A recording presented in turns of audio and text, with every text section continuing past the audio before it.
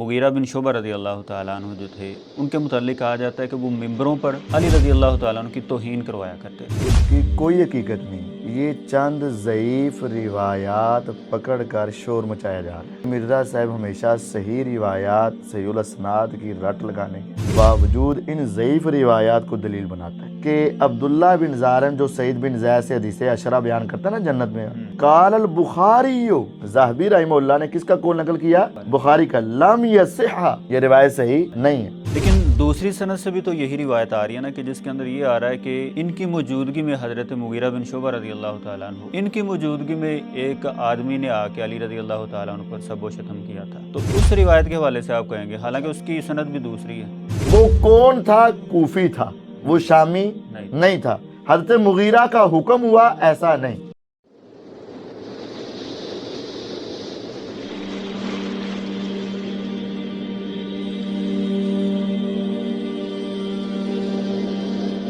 السلام علیکم ورحمۃ اللہ وبرکاتہ۔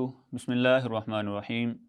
سب سے پہلے تو ہم اپنے ناظرین کو اپنے اس پروگرام میں خوش آمدید کہتے ہیں۔ تو آج ہم جو اعتراض ڈسکس کرنے جا رہے ہیں، اور وہ اعتراض جو ہے سیدنا مغیرہ بن شعبہ رضی اللہ تعالیٰ عنہ کے متعلق ہے۔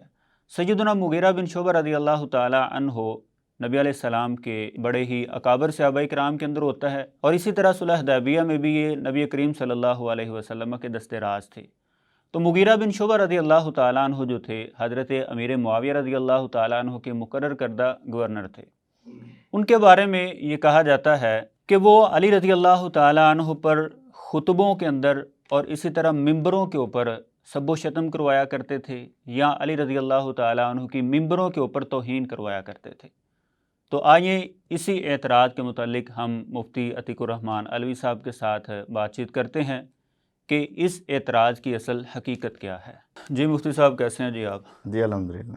اچھا مفتی صاحب، جیسا کہ آپ نے سنا کہ آج کا اعتراض جو ہم ڈسکس کرنے جا رہے ہیں وہ یہ ہے کہ مغیرہ بن شعبہ رضی اللہ تعالیٰ عنہ جو تھے، ان کے متعلق کہا جاتا ہے کہ وہ ممبروں پر علی رضی اللہ تعالیٰ عنہ کی توہین کروایا کرتے تھے۔ تو اس اعتراض کی کیا حقیقت ہے؟ بالکل جھوٹ ہے، اس کی کوئی حقیقت نہیں ہے۔ جی، یہ چند ضعیف روایات پکڑ کر شور مچایا جا رہا ہے۔ صحیح۔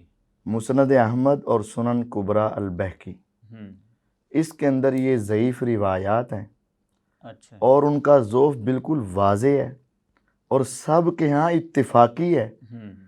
لیکن یہ مرزا صاحب ہمیشہ صحیح روایات صحیح الاسناد کی رٹ لگانے کے باوجود ان ضعیف روایات کو دلیل بناتا ہے۔ اچھا، ضعیف آپ ہونے کی دیکھیں، دلیل کیا ہے؟ جی بالکل، آپ سکرین کے اوپر یہ مسند احمد بن حنبل دیکھ رہے ہیں۔ جی، اس کی سند میں راوی ہے ہلال بن یصاف عن عبداللہ بن ظالم المازنی۔ اس کے ضعیف ہونے کی وجہ یہ ہے کہ ہلال بن یصاف یہ روایت بیان کرتا ہے عبداللہ بن ظالم سے، ٹھیک ہے۔ لیکن ہلال کا عبداللہ بن ظالم سے سماعی ثابت نہیں۔ اچھا، وہ تو اگلی بات ہے نا کہ ترجمہ روایت کا کیا ہے اور مفہوم کیا ہے۔ جب یہ روایت سند کے اعتبار سے درست ہی نہیں، معاویہ رضی اللہ عنہ کوفہ آئے، وہاں مغیرہ بن شعبہ رضی اللہ عنہ نے خطبہ کھڑے کر دیے، وہ حضرت علی کے اوپر لعن طعن اور سب و شتم شروع کر دی، یہ ساری روایت ضعیف ہے۔ یہ آپ سند کے اعتبار سے دیکھ رہے ہیں، سکرین کے اوپر دو روایات ہیں، ایک ہے 1644 اور ایک ہے 1645۔ ان دونوں کے اندر ہلال بن یصاف عن عبداللہ بن ظالم، اور یہ ہلال بن یصاف جب عبداللہ بن ظالم سے روایت بیان کرتا ہے نا تو وہ ضعیف ہوتی ہے۔ اس کے حوالہ جات آپ سکرین کے اوپر دیکھ لیں۔ یہ سب سے پہلے میں آپ کے سامنے میزان الاعتدال فی نقد الرجال، یہ علامہ ذہبی رحمہ اللہ کی، جو فن رجال کے امام تھے، ابن حجر العسقلانی رحمہ اللہ کا بڑا نام ہے، لیکن یہ اللہ سے دعا کرتے تھے کاش مجھے ذہبی کا حافظہ مل جائے۔ ذہبی تھے، تو انہوں نے اپنی کتاب میں نقل کیا ہے کہ عبداللہ بن زارم جو سعید بن زید سے حدیث عشرہ بیان کرتا ہے نا جنت میں، قال البخاری، ذہبی رحمہ اللہ نے کس کا قول نقل کیا؟ بخاری کا، لم یصح، یہ روایت صحیح نہیں ہے۔ اور بیان کرنے والا کون ہے؟ رواہ عنہ ہلال بن یصاف۔ ہلال بن یصاف جب عبداللہ بن ظالم سے یہ روایت بیان کرتا ہے تو اس کی یہ روایت درست نہیں ہے۔ اور یہ دوسرا والا سکرین پر آپ دیکھ لیں، دیوان الضعفاء والمتروکین، اس کے اندر بھی یہ بات ہے، یعنی ضعیف راویوں کی روایت اور متروکین کا بیان ہے اس میں بس۔ اور اس کے اندر ہے عبداللہ ابن ظالم عن سعید ابن زید قال البخاری، امام بخاری رحمہ اللہ نے فیصلہ اور فتویٰ دیا ہوا ہے لا یصح حدیثہ، اس کی حدیث صحیح نہیں، یہ بات واضح۔ اور تیسرا حوالہ آپ دیکھ لیں، یہ آپ کے سامنے سکرین پر ہے، کتاب الضعفاء الکبیر، ضعفاء الکبیر، بڑے بڑے ضعیف راویوں کا بیان۔ اس کے اندر لکھتے ہیں قال حدثنی آدم بن موسیٰ قال سمعت البخاری، امام بخاری سے بسند صحیح نقل کیا ہے، امام بخاری کہتے ہیں قال، وہ فرماتے ہیں عبداللہ ابن ظالم عن سعید ابن زید عن النبی صلی اللہ علیہ وسلم ولا یصح، یہ روایت صحیح نہیں ہے، اس کی یہ روایت صحیح نہیں ہے۔ چوتھا والا یہ تہذیب التہذیب ہے، علامہ ابن حجر العسقلانی رحمہ اللہ کی، وہ عبداللہ بن ظالم تمیمی المازنی کا وہ سارا نقل کر رہے ہیں، بایو ڈیٹا اور اس کا ترجمہ، اور اس کے اندر کہتے ہیں وقال العقیلی، امام عقیلی رحمہ اللہ نے نقل کیا ہے، عبداللہ بن ظالم جب بیان کرتا ہے نا سعید بن زید سے تو لا یصح حدیثہ، اس کی روایتیں صحیح نہیں ہیں۔ اور اس سے آگے یہ الکامل فی ضعفاء الرجال، یہ والے گنتے جائیے گا، یہ 5واں 6واں والا ہے، الکامل فی ضعفاء الرجال، سارے ضعیف راویوں کے بارے میں امام ابن عدی رحمہ اللہ کہتے ہیں، اور انہوں نے تو پوری سند بھی لکھ دی، حدیث بھی لکھ دی۔ یہ آپ سکرین پر غور کرتے جائیں کہ قال البخاری عبداللہ ابن ظالم عن سعید بن زید عن النبی صلی اللہ علیہ وسلم ولم یصح، اب یہ روایت بیان کرتے ہیں نا عبداللہ بن ظالم سعید بن زید سے، وہ اللہ کے نبی سے، یہ روایت صحیح ثابت ہے نہیں ہے۔ پھر انہوں نے نیچے پوری سند نقل کی، اور اس کے اندر بھی دیکھ لیں دوسری لائن میں ہلال بن یصاف عن عبداللہ بن ظالم عن سعید بن زید قال اشہد علی تسعۃ انہم فی الجنہ، وہ آگے پوری روایت نقل کی، تو انہوں نے نقل کر دیا کہ یہ روایت سند کے اعتبار سے صحیح نہیں ہے۔ ایک اور والا، اور یہ والا تو مرزا صاحب نے اپنی کتابوں میں بھی دیا ہوا ہے، اور مرزا صاحب کی یہ خیانت دیکھیں کہ علامہ نسائی رحمہ اللہ نے، امام نسائی رحمہ اللہ نے کتاب السنن الکبریٰ میں پہلی ایک روایت نقل کی، اور اس کی سند میں ہلال بن یصاف عن عبداللہ بن ظالم تھا، اس کے نیچے اصل نسائی کے متن میں لکھا ہوا ہے کہ ہلال بن یصاف نے عبداللہ بن ظالم سے نہیں سنا، لیکن امام نسائی رحمہ اللہ کی اس روایت کو چھوڑ کر نا اگلی روایات بیان کر دی جن کے آگے نہیں لکھا ہوا تھا، وہ تو انہوں نے پہلے ہی بیان کر دیا ہوا ہے کہ امام نسائی نے السنن الکبریٰ میں لکھا ہوا ہے کہ ہلال بن یصاف لم یسمعہ من عبداللہ بن ظالم، ہلال بن یصاف لم یسمعہ من عبداللہ بن ظالم، ہلال بن یصاف نے یہ روایت عبداللہ بن ظالم سے نہیں سنی، یعنی ہلال اور عبداللہ بن ظالم کے درمیان میں کوئی بندہ ہے، ڈائریکٹ انہوں نے یہ روایت سنی نہیں، اور آگے اس اگلی روایت میں وہ بندہ بتا دیا۔ امام نسائی رحمہ اللہ نے یہ سکرین پر دیکھیں، ہم نے دوبارہ اس کو انڈرلائن کیا ہے، ہلال بن یصاف عن ابن حیان عن عبداللہ بن ظالم۔ عام تمام روایات میں سند میں ایسا آتا ہے ہلال بیان کرتا ہے عبداللہ بن ظالم سے ڈائریکٹ، لیکن اس نے سنا، وہ روایات ساری ہوگی ضعیف۔ اب ایک سند یہ ہے جس میں ہلال بن یصاف بیان کرتا ہے ابن حیان سے یا ابن حبان سے، اور وہ عبداللہ بن ظالم سے، لیکن ابن حیان راوی خود مجہول ہے، اس کے مجہول ہونے کی وجہ سے روایت ضعیف ہو گئی۔ تو یہ کئی ایک حوالے ہیں جو میں نے آپ کے سامنے پیش کر دیے ہیں۔ یہ کتاب سنن الکبریٰ بہقی کا بھی ہے، الکامل فی ضعفاء الرجال کا ہے، تہذیب التہذیب کا ہے، ضعفاء کبیر کا ہے، میزان الاعتدال کا ہے، دیوان الضعفاء کا ہے۔ یہ 6-7 حوالے جو ہے نا ہم نے آپ کے سامنے پیش کر دیے ہیں۔ ان کی جتنی سندیں ہیں نا اکثریت میں دیکھیں گے ہلال بن یصاف عبداللہ بن ظالم سے بیان کر رہا ہے اور وہ روایت ضعیف ہے۔ جب کئی محدثین نے اس کا ذوق واضح کیا ہوا ہے تو پھر اس کو پیش کرنا یہ ایک بڑے صحابی کی توہین ہے۔ پتہ ہے آپ کو مغیرہ بن شعبہ رضی اللہ عنہ نبی علیہ السلام کے قابل اعتماد صحابی تھے۔ آپ تبوک کے موقع پر قضائے حاجت کے لیے گئے تو اکیلے مغیرہ کو ساتھ لے کر گئے، اور مغیرہ بن شعبہ رضی اللہ عنہ نبی علیہ السلام کے خادم بھی تھے۔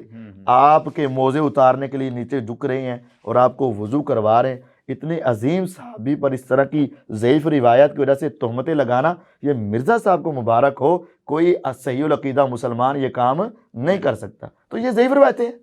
جی مفتی صاحب یہ تو چلیں کلیئر ہو گیا کہ یہ ہلال بن یساف کا عبداللہ بن ظالم سے سماع نہیں ہے کہ جس کی وجہ سے یہ روایت جو ہے ضعیف ہے. لیکن دوسری سند سے بھی تو یہی روایت آ رہی ہے نا کہ جس کے اندر یہ آ رہا ہے کہ ان کی موجودگی میں حضرت مغیرہ بن شعبہ رضی اللہ تعالیٰ عنہ، ان کی موجودگی میں ایک آدمی نے آ کے علی رضی اللہ تعالیٰ عنہ پر سب و شتم کیا تھا. تو اس روایت کے حوالے سے آپ کہیں گے، حالانکہ اس کی سند بھی دوسری ہے. اچھا، پہلی بات تو یہ کہ آپ اگر سب و شتم کے حوالے سے پوری تفصیلی روایات کا ایک ایک کر کے جواب چاہتے ہیں نا، تو یہ میرا ایک الگ پورا ریکارڈ ہے کہ سب و شتم کے حوالے سے 1 گھنٹہ 48 منٹ کا تقریباً پوری تفصیل کے ساتھ علوی میڈیا کے اوپر ہے. ہم اس کا لنک یہاں بھی ڈسکرپشن میں دے دیں گے، اور اس کی ہم تصویر بھی آپ کو یہ اسکرین پر دکھا رہے ہیں، آپ دیکھ کر وہ پوری تفصیل آپ اس کو الگ سے سن لیجیے. لیکن جو بات آپ کہہ رہے ہیں، چلیں وقتی طور پر میں مختصر جواب دے دیتا ہوں. مسند احمد کے اندر یہ 1629 نمبر روایت موجود ہے. لیکن پہلی بات یہ ہے، اس میں مغیرہ بن شعبہ رضی اللہ عنہ نے کسی کو کہا ہو موجود ہی نہیں ہے، یا خود سب و شتم کیا ہو، یہ ہے ہی نہیں. اس صحیح حدیث میں نہ مغیرہ بن شعبہ رضی اللہ کا خود سب و شتم کرنا ثابت ہے اور نہ کروانا ثابت ہے. اب ہے کیا، میں تمہیں بتا دیتا ہوں. وہ بندہ ہی نہیں کہتا، وہ بتا دیتا ہوں کن کا تھا. ابھی اس روایت کو دیکھیں، ساری زندگی یہی کہتے رہے بنو امیہ بنو امیہ بنو امیہ بنو امیہ، یہ ممبروں پر لعنتیں کرتے رہے ہیں، اور شامی فوج شامی باتیں.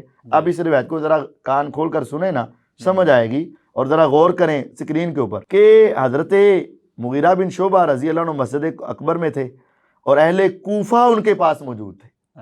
یہ لفظ ہے، سکرین پر دیکھیں، وَعِنْدَهُ أَهْلُ الْكُوفَةِ، ان کے پاس کون بیٹھے ہوئے تھے؟ کوفی لوگ. اب غور کریں کہ کوفی لوگ پہلے کن کے ساتھ تھے؟ حضرت علی کے ساتھ. حضرت علی کے ساتھ تھے نا، تو وہ کوفی لوگ انہی کے ہیں جو اس وقت حضرت علی کے ساتھ ہو کر لڑ رہے تھے، اور کوفی لا یوفی بات سچی ثابت ہوتی ہے. اب وہ حضرت علی کے دشمن بنے ہوئے ہیں، حضرت علی رضی اللہ عنہ کے دشمن بنے ہوئے ہیں. یہ کوفی ان کے پاس تھے. فجاء رجل یدعى سعید بن زید، حضرت مغیرہ بن شعبہ رضی اللہ عنہ کے پاس ایک سعید بن زید رضی اللہ عنہ آئے، صحابی اشرم بشرہ آئے. ان کو مرحبا کہا. مغیرہ بن شعبہ نے ان کو اپنے پاس بٹھایا اس چارپائی کے اوپر یا پلنگ کے اوپر. پھر ایک آدمی خود آیا، من اہل الکوفہ، کوفیوں میں سے تھا، شامیوں میں سے نہیں تھا. آیا اور آتے ہی مغیرہ بن شعبہ کی طرف منہ کر کے سب و شتم شروع کر دیا. یہ کوفیوں کی سازش تھی. یہ کوفی جو ہیں حضرت مغیرہ بن شعبہ کو سعید بن زید رضی اللہ عنہ کی نظروں میں گرانا چاہتے تھے، اور مغیرہ بن شعبہ رضی اللہ عنہ کے سامنے آ کر ان کی طرف منہ کر کے اس نے سب و شتم شروع کر دیا. اب اس کو کس نے کہا اس روایت میں موجود ہے؟ نہیں. وہ کون تھا؟ کوفی تھا، وہ شامی نہیں تھا. حضرت مغیرہ کا حکم ہوا ایسا نہیں، مغیرہ رضی اللہ عنہ نے خود کہا ایسا نہیں. کوفی بندہ ہے، اور اس نے آ کر یہ شرارت کی ہے، اور اس نے سب کیا حضرت مغیرہ رضی اللہ عنہ کے کہنے کے بغیر اور ان کے حکم دینے کے بغیر. تو سعید بن زید رضی اللہ عنہ نے فوراً اس کو ڈانٹ دیا، روک دیا، اور کہا مغیرہ تیرے سامنے یہ ہمیں یہ کہہ رہا ہے. نہیں تو پھر سعید بن زید رضی اللہ تعالیٰ عنہ نے حضرت مغیرہ رضی اللہ تعالیٰ عنہ کو یہ بات کیوں کی کہ لا تنکروا ولا تغیروا؟ وہ یہ اب مغیرہ بن شعبہ رضی اللہ عنہ تو حالات کو دیکھنا چاہ رہے تھے اور بھانپنا چاہ رہے تھے کہ اب یہ ہو کیا رہا ہے، ابھی غور کرنا چاہ رہے. تو انہوں نے سمجھا کہ شاید یہ بھی اس میں ملوث ہوں گے. انہوں نے کہا روکتا کیوں نہیں؟ تو جب انہوں نے روک دیا تو مغیرہ بن شعبہ رضی اللہ عنہ خاموش رہے. اب ذرا عقلی اعتبار سے سنیں، اگر مغیرہ بن شعبہ رضی اللہ عنہ گالی نکلوانا چاہتے ہوتے تو پھر اس کو کوئی ہلا شیری دیتے، اس کو کوئی انعام اکرام دیتے، اس کی کوئی تائید کرتے، اس کو تھوڑا سا کوئی اس کا ساتھ دیتے یا کوئی بات کرتے. لیکن انہوں نے ایک مرتبہ بھی اس کے ساتھ نہیں دیا، نہ اس کو اچھا کہا، نہ اس کو بٹھایا، نہ اس کے ساتھ کوئی ایسا کیا، بلکہ سعید بن زید رضی اللہ عنہ نے روکا تو یہ خاموش رہے کہ خاموش رہ کر سعید بن زید کا ساتھ دیا ہے. لیکن اعتراض جو کیا جاتا ہے کہ مغیرہ بن شعبہ نے گالیاں نکالی یا نکلوائیں، نہ نکالنے کا ذکر ہے نہ نکلوانے کا. اس میں تو یہ ثابت ہوا وہ کوفی جو حضرت علی رضی اللہ عنہ کے ساتھ تھے وہ ان کی شہادت کے بعد ان کے دشمن بنے ہوئے تھے، بس یہ ثابت ہوتا ہے۔ تو مفتی صاحب یہ تو چلیں ٹھیک ہے کہ مغیرہ بن شعبہ رضی اللہ تعالیٰ عنہ نے نہ گالی دی تھی اور نہ ہی کسی کو حکم دیا تھا کہ علی رضی اللہ تعالیٰ عنہ کو گالیاں دیں، لیکن ایک دوسری روایت آ رہی ہے 1631 اس کا نمبر ہے مسند احمد کی، اس میں تو واضح یہ الفاظ ہیں کہ مغیرہ بن شعبہ رضی اللہ تعالیٰ عنہ کے متعلق آتا ہے خطبہ فنال من علیہ، کہ انہوں نے خطبہ دیا تو علی رضی اللہ تعالیٰ عنہ کی توہین کی، تو اس کی پھر کیا یہ بات حقیقت غلط ہوگی؟ ہے نا، جی کیسے؟ اب فنالا من علی کا ترجمہ کرنا توہین کی، یہ بات غلط ہے۔ اصل بات یہ ہے کہ جب اختلاف ہوتا ہے نا تو اختلاف ہوتا ہی اس وجہ سے ہے جب ایک گروہ اپنے آپ کو حق پر سمجھتا ہے اور دوسرے کو غلطی پہ، اور دوسرا اپنے آپ کو حق پر اور دوسرے کو غلطی پہ۔ تو مغیرہ بن شعبہ رضی اللہ تعالیٰ عنہ جلیل القدر صحابی، چونکہ امیر معاویہ رضی کے گروپ کے تھے اور ان کے ساتھ تھے، اور ان کا نظریہ اور سوچ یہ تھا کہ حضرت عثمان رضی اللہ عنہ کے قاتلوں سے فوراً بدلہ لینا چاہیے، اور علی رضی اللہ عنہ اپنی فہم و فراست اور اپنی حکمت و دانائی کی وجہ سے یہ سمجھ رہے تھے کہ فوراً بدلہ لینا مناسب نہیں ہے، تو وہ ان کو غلط سمجھ رہے تھے اور یہ ان کو غلط۔ تو خاطبنا المغیرہ بن شعبہ رضی اللہ عنہ، ہمیں مغیرہ بن شعبہ رضی نے خطبہ دیا، فنال من علی، تو علی رضی کے بارے میں کوئی بات کی، ان کو غلط کہا، ان کے معاملے کو غلط کہا، ان کے اس فیصلے کو غلط کہا، تو یہ ہے، اس میں گالیاں دینے کی بات کہاں سے؟ فنالا کا معنی گالی دینا تو نہیں ہوتا نا، کسی کو پکڑنا یعنی کسی کے بارے میں بات کرنا، کسی کے بارے میں بحث کرنا، تو یہ تو بلکہ اس سے بڑھ کر مسائل تو جب حضرت علی رضی اللہ کا اختلاف ہوا حضرت عبداللہ بن عباس رضی اللہ کے ساتھ، تو اس سے بڑھ کر الفاظ وہاں موجود ہے صحیح بخاری مسلم میں، لیکن ہم وہاں بھی معنی گالی کا نہیں کرتے، تو یہاں تو نالا کے لفظ ہے، نالا کے الفاظ سے گالی مراد لینا یہ بہت بڑی غلطی ہے۔ آپ پوری تاریخ کے اندر اور پوری لغت کے اندر نالا کا معنی ماں پہنیاں گالاں کڑنا یہ کہیں نہیں ہے، نہیں تو توہین میں تو آئے گا نہیں، توہین میں نہیں، نالا من علی، علی رضی کو لفظی معنی پکڑا یعنی علی رضی کے بارے میں بات کی اور ان کی وہ غلطی بیان کی جس کو وہ اپنے لحاظ سے غلطی سمجھ رہے تھے، ٹھیک ہے، حقیقت میں وہ غلطی نہیں تھی لیکن وہ اپنے اجتہاد کے مطابق اس کو کیا سمجھ رہے تھے، تو یہ اپنا اب اختلاف ہوتا ہے تو اتنا حق تو دے نا ذرا کہ وہ اپنا موقف بیان کرے اور اس موقف کو صحیح کرے اور دوسرے کے موقف کو غلط کہے گا تو اختلاف ہوگا نا، تو یہ انہوں نے ان کے موقف کی غلطی بیان کی بس، اچھا گالی دینے کا تو لفظ ہی نہیں ہے۔ اچھا مفتی صاحب یہ بھی ایک تھوڑی سی بات ہے، اس کا بھی آپ تھوڑا مختصر سا جواب دے دیں۔ یہ مرزا صاحب کے متعلق آپ کا ایک پہلے کا کلپ تھا کہ اس میں آپ نے کہا تھا کہ مرزا صاحب نے یہ جھوٹ بولا ہے کہ روایت کے اندر یہ الفاظ نہیں ہے اے ظالم مغیرہ، کہ سعید بن زید رضی اللہ تعالیٰ عنہ نے، مرزا صاحب کہہ رہے تھے ان کے بقول کہ سعید بن زید رضی اللہ تعالیٰ عنہ نے کہا اوے ظالم مغیرہ، تو آپ نے کہا تھا کہ ابو داود کے اندر بھی یہ بات نہیں ہے، اوے ظالم مغیرہ کے الفاظ نہیں ہیں، اور پھر جس روایت کا مرزا صاحب نے حوالہ دیا تھا مسند احمد کا، آپ نے کہا تھا کہ اس میں بھی یہ بات موجود نہیں ہے، تو یہ ایک چینل ہے انہی کا، غالباً ان کے اسٹوڈنٹس کا ہوگا یا مرزا صاحب کا اپنا ہی ہوگا کیونکہ کئی چینل بنائے ہوئے ہیں ایسے ہی، تو اس پہ انہوں نے یہ کلپ چلایا ہوا تھا، آپ کی تھوڑی سی وہ شروع والا کلپ بھی چلایا تھا کہ جس میں آپ نے یہ بات کی، اور مرزا صاحب کا جو آگے چلایا تھا، اصل میں یہ بات میں کرنا چاہ رہا ہوں کہ مرزا صاحب اس میں کہہ رہے تھے کہ اگر کوئی بات ایک جگہ پہ کی جائے ایک روایت کے متعلق، اس میں وہ نہ ہو تو دوسری جگہ پہ وہ روایت موجود ہوتی ہے، یعنی وہی بات جو ہے دوسری روایت میں مکمل ہوتی ہے مفصل طور پہ، تو اس کا آپ کیا جواب دینا چاہیں گے؟ کیا مرزا صاحب نے اس روایت کے اندر واقعی جھوٹ بولا تھا یا انہوں نے یہ صفائی جو پیش کرنے کی کوشش کی ہے، کیا واقعی یہ درست بات ہے ان کی؟ اس کے دو جواب ہیں جی، پہلی بات تو میں آج بھی اسی کے اوپر قائم ہوں کہ جس حدیث کا حوالہ مرزا صاحب نے دیا نا اس میں اوے ظالم مغیرہ کے الفاظ نہیں ہیں، تین لفظ، یعنی ابو داؤد کے اندر نہیں ہے، ابو داؤد اور مسند احمد کی بھی جس کا حوالہ دیا ہے اوے ظالم مغیرہ، یہ تین لفظ ہے، اوے کے لیے یا آئے گا نا، ظالم مغیرہ، یہ تین لفظ اس روایت میں اکٹھے مرزا صاحب آج بھی نہیں دکھا سکتے، یہ ویسے ہی مرزا صاحب نے چھوڑی ہوئی ہے، نہیں تو ہمارا اعتراض اس روایت پر تھا کہ جو حوالہ دیا گیا ہے اس روایت میں اوے ظالم مغیرہ یہ تینوں لفظ اکٹھے آج بھی موجود نہیں ہیں۔ دوسرا جواب یہ ہے کہ جو وہ پیش کرتے ہیں وہ سند کے اعتبار سے ضعیف ہے، وہ میں نے پہلے بتا دیا، ہلال بن یساف کا عبداللہ بن ظالم سے سیما ثابت نہیں ہے۔ تو جب روایت سند کے اعتبار سے ہو جائے ضعیف تو اس وہاں سے کوئی مسئلہ ثابت نہیں ہوتا، تو جب سند کے اعتبار سے ضعیف ہے تو پھر اس سے یہ مسئلہ اور یہ الفاظ بھی ثابت نہیں ہوتے۔ تو مرزا صاحب تو اس کو ثابت سمجھ کر مان رہے ہیں نا۔ یعنی مرزا صاحب کی اگر یہ بات لی جائے کہ میری بات جو ہے وہ دوسرے مقام پہ مکمل ہے، وہی بات ہے، تو وہ روایت آپ کے بقول کہ وہ روایت سند کے اعتبار سے ضعیف ہے، پہلی بات ہے جو پہلے حوالہ جات آپ نے۔ ہاں جی، اور دوسری بات یہ کہ جس حدیث کا حوالہ مرزا صاحب نے دیا اس حدیث کے تحت اوے ظالم مغیرہ یہ تینوں لفظ اکٹھے موجود نہیں، تو ہم اپنی بات پر قائم ہیں۔ یہ مرزا صاحب ہمیشہ دھوکہ ہی دیتے ہیں۔ جزاک اللہ جی مفتی صاحب، ماشاءاللہ آپ نے بڑے ہی اچھے انداز میں یہ اعتراض جو تھا اس کا مکمل جواب بھی ہمارے ناظرین کے سامنے پیش کر دیا، اور اس کی حقیقت جو تھی وہ ہمارے ناظرین کے سامنے بیان کی۔ تو ناظرین، آج ہم اس پروگرام کو یہیں پہ کلوز کرتے ہیں، تو نیکسٹ ایپیسوڈ میں بھی ہمارے ساتھ رہیے گا، اور آج ہمیں اجازت دیجیے۔ والسلام علیکم ورحمۃ اللہ وبرکاتہ۔